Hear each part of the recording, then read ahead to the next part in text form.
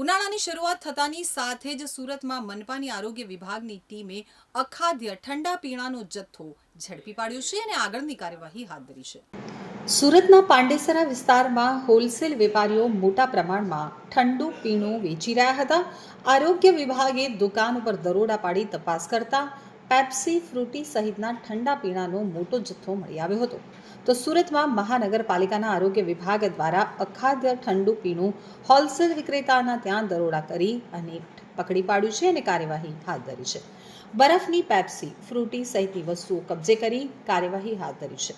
મોટી માત્રામાં લોકોના સ્વાસ્થ્ય માટે હાનિકારક પેપ્સી, ફ્રૂટીનો નાશ કરવામાં આવ્યો હતો। હાલ ઉનાળાની ઋતુમાં લોકો ઠંડુ પીણું વધુ પસંદ કરતા હોય છે, તો પાંડેસરા, ઉધના, ડિંડોલી સહિતના વિસ્તારોમાં ઝાડા ઉલટી સહિત તાવના કેસો વધી રહ્યા છે, જેની પાછળ કારણ હાનિકારક આ ખાદ્ય વસ્તુઓ છે। તો પાંડેસરામાં મોટી માત્રામાં દુકાનદારો કોઈ પણ પ્રકારની માન્યતા વિનાનું ઠંડુ પીણું વેચાણ કરતા હતા। મનપાએ દરોડા પાડી ખાદ્ય 80 કિલો ફૂડ, 1000થી વધુ પેપ્સી, 7 લીટર ફ્રૂટી સહિતના જથ્થાનો નાશ કર્યો છે। માન્યતા વિના વેચાતા આરોગ્ય માટે હાનિકારક એવા ઠંડા પીણાનો જથ્થો કબજે કરી તેનો નાશ કરવામાં આવ્યો છે।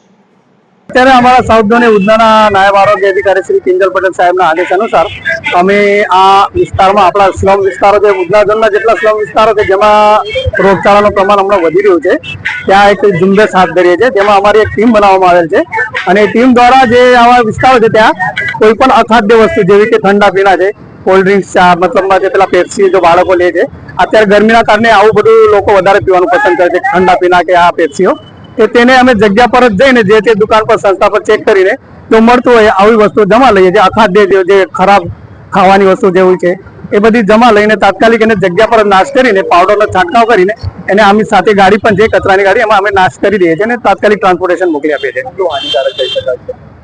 આ તો ખરેખર આ આરોગ્ય માટે બહુ જ ખરાબ વસ્તુ છે, કેમ કે એના કોઈ પણ પાણીનો સેમ્પલ કે એના વગર બનાવતી વસ્તુ હોય છે, એટલે એના કોઈ આપણા પાસે કોઈ એવું નથી કે ભાઈ કોઈ પણ એના પર સિમ્બોલ વગરની વસ્તુઓ વેચાય છે। અત્યારે કેટલો નાશ કરવામાં આવ્યો